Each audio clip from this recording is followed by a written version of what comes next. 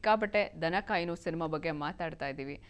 ಎಲ್ಲಿ ಶೂಟ್ ಮಾಡಿದ್ವಿ ಸರ್? ಯಾವ ಊರಲ್ಲಿ ಶೂಟ್ ಮಾಡಿದ್ವಿ? ಪಕ್ಕಾ ಹಳ್ಳಿ ವಾತಾವರಣದಲ್ಲೇ ಇದೆ ನೇಟಿವಿಟಿ ಎಲ್ಲ ನೀಟಾಗಿ. ಬಯಲ್ಸೀಮೆ ಉತ್ತರ ಕರ್ನಾಟಕದ ಉತ್ತರ ತುದಿ ಗಂಗಾವತಿಯಲ್ಲಿ ಮಾಡಿರೋದು. ಓಕೆ. ಗಂಗಾವತಿ ಸುತ್ತಮುತ್ತ ಇಂದರಗಿ ಅಂತ ಒಂದು ಹಳ್ಳಿ ಇದೆ, ಸುಮಾರು ಸಣ್ಣ ಸಣ್ಣ ಊರುಗಳಿದೆ, ಅಲ್ಲೆಲ್ಲ ಸುತ್ತಾಡಿ ಮಾಡಿದ್ವಿ. ಓಕೆ. ಒಂದು ಹಾಡಿನ ಕೆಲವು ಭಾಗಗಳನ್ನು ಬೆಂಗಳೂರಲ್ಲಿ ತೆಗೆದಿದ್ವಿ ಸ್ಟುಡಿಯೋಸಲ್ಲಿ. ಮತ್ತು ನಮ್ಮ ಕನಕಪುರ ಕ್ಷೇತ್ರದಲ್ಲೂ ತೆಗೆದಿದ್ದೀವಿ, ನಿರ್ಮಾಪಕರು ಕನಕಪುರದವರು. ಇಷ್ಟು ಆಲ್ಮೋಸ್ಟ್ ಒಂದು ಅರ್ಧ ಕರ್ನಾಟಕ. ಒಟ್ನಲ್ಲಿ ದನ ಕಾಯೋನು ಸಿನಿಮಾ ಮಾಡುವಾಗ ಸಿಕ್ಕಾಪಟ್ಟೆ ತರಲೆ ತಮಾಷೆ ಇನ್ಸಿಡೆಂಟ್ಗಳಂತೂ ದಂಡಿಯಾಗಿ ಆಗಿರುತ್ತೆ, ಯಾಕಂದ್ರೆ ದನಗಳ ಜೊತೆ ಇರ್ತೀರಾ, ಏನೇನೋ ಆಗಿರುತ್ತೆ. ನಾನು ಭಟ್ರು ರಂಗಣ್ಣ ರಘು ಅವರೆಲ್ಲ ಹೋದ್ರೆ ಸಾವಲ್ಲೂ ನಗ್ತಾ ಇರ್ತೀವಿ ನಾವು. ಏನ ಹುಡುಕಿ ಎಂತ ಮಾತು, ಸಾವಲ್ಲೂ ನಗ್ತಿರ್ತೀವಿ. ಓಕೆ, ಯಾವ್ದಾದ್ರು ಒಂದೆರಡು ಇನ್ಸಿಡೆಂಟ್ ಹೇಳ್ಬೋದಾ? ಅಲ್ಲ, ಅದೇ ನಾವು ಕೂತ್ರೆ ಅದೇ ನಮ್ಮ ಪ್ರಪಂಚನೇ ಅದೇ. ದನಗಳ ನಗೋದು, ಹಾಲು ಕರಿಯೋದು, ಆ ಥರದ್ದು ಏನಾದ್ರು ಮಾಡಿದ್ರಾ ಸಿನಿಮಾದಲ್ಲಿ? ಹೌದು, ಸುಮಾರು ಮಾಡಿದ್ರು. ಸುಮಾರು ಸರಿ ಬರುತ್ತಾ ಹಾಲು ಕರಿಯೋಕೆ ವಿಜಯ್ ಅವರಿಗೆ? ನಾವು ಎಲ್ಲಿ ಹಳ್ಳಿಲಿ ಊಟ ಬೆಳ್ತಾರಲ್ವಾ, ಸೊ ಹಂಗಾಗಿ ಸಿನಿಮಾಗಾಗಿ ಕರೆದಿದ್ದೀರಾ? ಅದ್ರಲ್ಲಿ ಒಂದು ಸೀನಲ್ಲಿ ಹೇಳೇ ಬಿಡ್ತಾನೆ, ಒಂದು ಹುಡುಗ ಡೈರೆಕ್ಟ್ ಹಸುವಿನ ಹಾಲು ಕುಡಿತಾ ಇರುತ್ತೆ ಕೆಚ್ಚಲಲ್ಲಿ, ಅದನ್ನ ತೋರಿಸ್ಬಿಟ್ಟು ಆ ಫೋಟೋನ, ನಾನು ಹಂಸತ್ ಕೂಸು ಅಂತ ನಮ್ಮಪ್ಪ ಹಿಂಗೆ ಬೆಳಗ್ಗೆ ತಗೊಂಡೋಗಿ ನನ್ನ ಬಾಯಿ ಹಾಕ್ಸ್ಬಿಡೋನು ಹಸುಗೆ, ನಾವು ಚೀಪ್ಕೊಂಡಿರುವೆ ಇಡೀ ದಿನ ಬರೀ ಟೇಸ್ಟಿರೋದು. ಡೈರೆಕ್ಟ್ ಹಸುವಲ್ಲಿ ಹಾಲು ಕುಡಿದು ಬೆಳೆದಂತ ವಿಜಯ್ ಅವರು, ಅದಕ್ಕೆ ಅಷ್ಟೊಂದು ಖಡಕ್ ಆಗಿರೋದು. ಅದನ್ನ ರಘುನು ಹೇಳ್ತಾರೆ, ಅದಕ್ಕೆ ಮೈಯೆಲ್ಲ 6 ಪ್ಯಾಕ್ ಬಂದಿದ್ದೆ ಅವತ್ತು ಇವನಿಗೆ ಅಂತ. ಓಕೆ. ಹಸುಗಳೇನಾದ್ರು ಹೆದರ್ಕೊಂಡು ಓಡೋಗಿದ್ದು ಆ ಥರದ್ದು ಏನಾದ್ರು ಸಿಚುವೇಶನ್ ನೋಡಿ ನಾವ್ ಹೆದರ್ಕೊಂಡು ಓಡೋಗಿದ್ದೀವಿ ಎಷ್ಟೋ ಕಡೆ. ಜವಾರಿ ಹಸುಗಳು, ಉದ್ದ ಕೊಂಬುಗಳು ಬೇರೆ, ಅದೊಂದು 500-600 ಹಸುಗಳನ್ನ ಬಿಡ್ತಿದ್ವಿ. ಮುಂದೆ ಓಡ್ಕೊಂಡ್ಬರ್ಬೇಕು, ಇವರು ಹಿಂದೆ ಅವುಗಳು ಓಡ್ಕೊಂಡ್ಬರ್ಬೇಕು, ಅವುಗಳೆಲ್ಲ CG ಶಾಟ್ ಮಾಡಬೇಕು, ಆ ಕೊಂಬುಗಳು ಇತ್ಯಾದಿಗಳ ಬಗ್ಗೆ ಕೇರ್ಫುಲ್ ಆಗಿರ್ಬೇಕು. ಈತನೂ ಓಡಬೇಕು, ಪ್ರಿಯಾಮಣಿನೂ ಓಡಬೇಕು. ಅಲ್ಲೆಲ್ಲ ತುಂಬಾ ನಾವು ಹೆದರ್ಕೊಂಡು. ಇಬ್ರು ದನ ಕಾಯೋ ಹತ್ರನೇ ಮೀಟ್ ಆಗುವಂತವ್ರು ಕಾಂಪಿಟೇಟರ್ಸ್, ಪ್ರಿಯಮಣಿ ಅಂಡ್ ವಿಜಿ. ಅದು ನೀವು ಸಿನಿಮಾ ನೋಡ್ಬೇಕು. ಓಕೆ, 3 ಪಾಯಿಂಟ್ಸ್ ಸಿನಿಮಾದಲ್ಲಿ ನೋಡ್ಲೇಬೇಕಾದಂತ ವಿಷಯಗಳು ವಿಜಯ್ ಅವರು ಏನು ಹೇಳ್ತಾರೆ? ಒಂದು, ಯೋಗರಾಜ್ ಸರ್ ಡೈರೆಕ್ಷನ್ ಮಾಡಿರೋದು ನನಗೆ.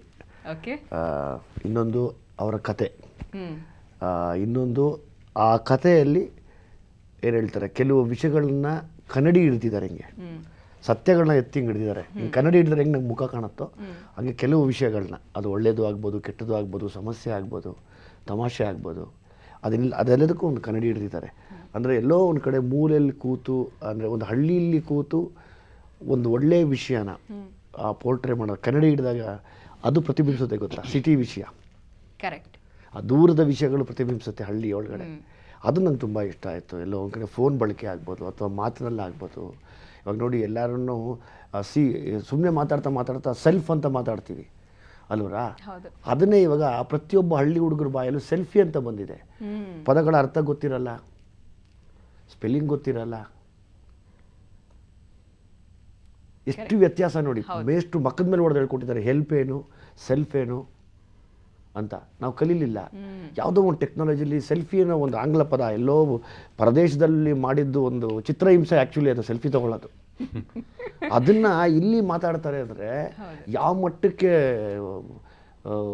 ಬದಲಾಗ್ತಾ ಇದೆ ಅನ್ನೋದು. ಆಮೇಲೆ ಅದರಿಂದ ಆಗೋ ಪರಿಣಾಮಗಳೇನು ಅಂತ ಕೂಡ ಯೋಚನೆ ಮಾಡಿದ್ರೆ ಒಂದು ಟೋಟಲ್ ಓವರ್ ಆಲ್ ಫ್ಯಾಮಿಲಿ ಕೂತ್ಕೊಂಡು ನೋಡುವಂಥ ಸಿನಿಮಾ. ಆಮೇಲೆ ಯೋಗರಾಜ್ ಸರ್ ಆ ವಿಷಯದಲ್ಲಿ ಈಸ್ ಅನ್ ಎಕ್ಸ್ಪರ್ಟ್. ಫ್ಯಾಮಿಲಿನ ಕರೆಸಿ ಕುಣಿಸಿ ಮನೋರಂಜನೆ ನೀಡಿ ಮನೆಗೆ ಹೋದ್ಮೇಲೆ ತಿರ್ಗಾ ಅದನ್ನು ನೆನೆಸ್ಕೊಳ್ಳುವಂಥ ಶಕ್ತಿ ಇರುವಂಥ ಒಬ್ಬರು ದೊಡ್ಡ ಡೈರೆಕ್ಟರ್. 100%. ನಾನು ಐ ಆಮ್ ತುಂಬ ಹ್ಯಾಪಿ. ನಿಮ್ಮ ಮತ್ತೆ ಪ್ರಿಯಮಣಿ ಕಾಂಬಿನೇಷನ್ ಬಗ್ಗೆ ಏನು ಹೇಳ್ತಾರೆ? ಅವ್ರು ತುಂಬ ಒಳ್ಳೆ ವಂಡರ್ಫುಲ್ ಆ್ಯಕ್ಟ್ರೆಸ್ ಅವರು. ಆಮೇಲೆ ತುಂಬ ಡೆಡಿಕೇಟೆಡ್, ಆಮೇಲೆ ವೆರಿ ಡೌನ್ ಟು ಅರ್ತ್. ನಟನೆಯಲ್ಲಿ ಆಕೆಗೆ ತುಂಬ ವಿಷಯ ಗೊತ್ತು. 3 ವಿಷಯಗಳು ಈ ಸಿನಿಮಾದಲ್ಲಿ ನೋಡಲೇಬೇಕಾದಂತಹ ಒಂದು ವಿಷಯಗಳು ಅನ್ನೋದಾದರೆ, ಕಾರಣಗಳು ಅಂತ ಹೇಳೋದಾದ್ರೆ, ಇದು ಎಷ್ಟೋ ವರ್ಷಗಳ ನಂತರ ನನಗೆ ಗೊತ್ತಿದ್ದ ಹಾಗೆ ಎಷ್ಟೋ ವರ್ಷಗಳ ನಂತರ ಬರ್ತಿರೋ ಅಪ್ಪಟ ಗ್ರಾಮ ಭಾರತದ ಚಿತ್ರ. Very nice. ಗ್ರಾಮ ಭಾರತ, ನಾವಿಲ್ಲಿ ಅಭಿವೃದ್ಧಿ ಅಂತ ಇಲ್ಲಿ ಕೂತ್ಕೊಂಡಿರ್ತೀವಿ, ಅಲ್ಲಿ ಯಾರು ಹೋಗಿ ನೋಡಲ್ಲ. ನಿಜವಾದ ಕಥೆಗಳು ಹುಟ್ಟೋದಲ್ಲಿ, ನಿಜವಾದ ಮಾನವೀಯತೆ ಇರೋದಲ್ಲಿ. ರೈತ ಅಲ್ಲಿರ್ತಾನೆ, ಇಲ್ಲಿ ನಾವು ಕೂತ್ಕೊಂಡು ಇಲ್ಲಿ ರೈತರ ಬಗ್ಗೆ ಏನೇನೋ ದೊಡ್ಡ ದೊಡ್ಡ ಸ್ಟೇಟ್ಮೆಂಟ್ಗಳು ಹೇಳ್ತೀವಿ, ಪೇಪರ್ ಓದ್ತೀವಿ, ಬಟ್ ರೈತ ಬದುಕ್ತಿರ್ತಾನೆ, ಅವನಿಗೆ ಇದು ಯಾವುದೂ ಗೊತ್ತೇ ಆಗೋದಿಲ್ಲ. ಆ ಥರ ಗ್ರಾಮ ಭಾರತನ ಎಷ್ಟೋ ವರ್ಷಗಳ ನಂತರ ಅದು ಹೆಂಗಿದೆಯೋ ಹಂಗಂಗೆ ತೋರಿಸಿರೋ ಸಿನಿಮಾ ಇದು. ಸೂಪರ್. ಆದರೂ ಮತ್ತು ಇನ್ನೊಂದು ನನ್ನ ಇವನ ಸ್ನೇಹ. ಎಲ್ಲಿ ಸ್ನೇಹ ಇರುತ್ತೋ ಅಲ್ಲಿ ಪರದೆ ತುಂಬ ಚೆನ್ನಾಗಿ ಕಾಣುತ್ತೆ. ಆ ಪರದೆ ತುಂಬ ಚೆನ್ನಾಗಿ ಕಾಣುತ್ತೆ ಅಂತ ಎಲ್ಲರೂ ಬಂದು ಟಿ ವಿಲಿ ಹೇಳ್ತಾರೆ, ಅದಲ್ಲ, ನಿಜಕ್ಕೂ ಚೆನ್ನಾಗಿದೆ, ಪರಮಾದ್ಭುತವಾಗಿದೆ.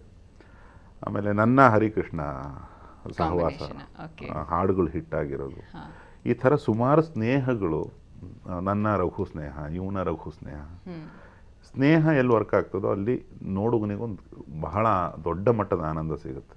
ಸೊ ಅದನ್ನು ತೋರಿಸಿದ್ದೀವಿ. ಮೂರನೇದು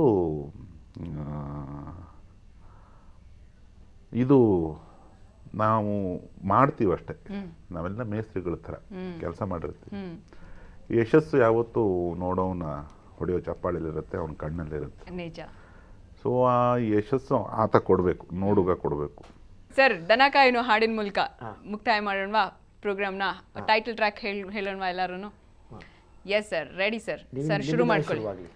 ಓಕೆ, ರೆಡಿ, 1 2 3 ಸ್ಟಾರ್ಟ್. ಬಾರೆ ಗಂಗೆ ಬಾರೆ ತುಂಗೆ, ದೂರ ನಿಂತುಕೊಂಡ್ರೆ ಹಿಂಗೆ, ನಾವು ದನ ಕಾಯೋದು ಹೆಂಗೆ, ಬೇರೆ ಕೆಲಸ ಇಲ್ಲ ನಮ್ಗೆ. ಉಲಲಲ ಉಲಲಲ ಉಲಲಲ ಉಲಲಲ ಉಲಲಲ. ಮತ್ತೊಮ್ಮೆ ಮಗದೊಮ್ಮೆ ಹೌದು, ನಾಳೆ ಏನು ಅಂದ್ರ ದನ ಕಾಯೋನು ರಿಲೀಸ್ ಆಗ್ತಿದೆ ಶುಕ್ರವಾರ. ಮಿಸ್ ಮಾಡಿದೆ ನೋಡಿ. ಇದು ಇವತ್ತಿನ ವಿಶೇಷ ಕಾರ್ಯಕ್ರಮ. ನಮ್ಮ ಸ್ಟುಡಿಯೋದಲ್ಲಿ ದನ ಕಾಯೋನು. ನೇರ, ದಿಟ್ಟ, ನಿರಂತರ ಸುದ್ದಿಗಾಗಿ ನೋಡ್ತಾ ಇರಿ ಸುವರ್ಣ ನ್ಯೂಸ್.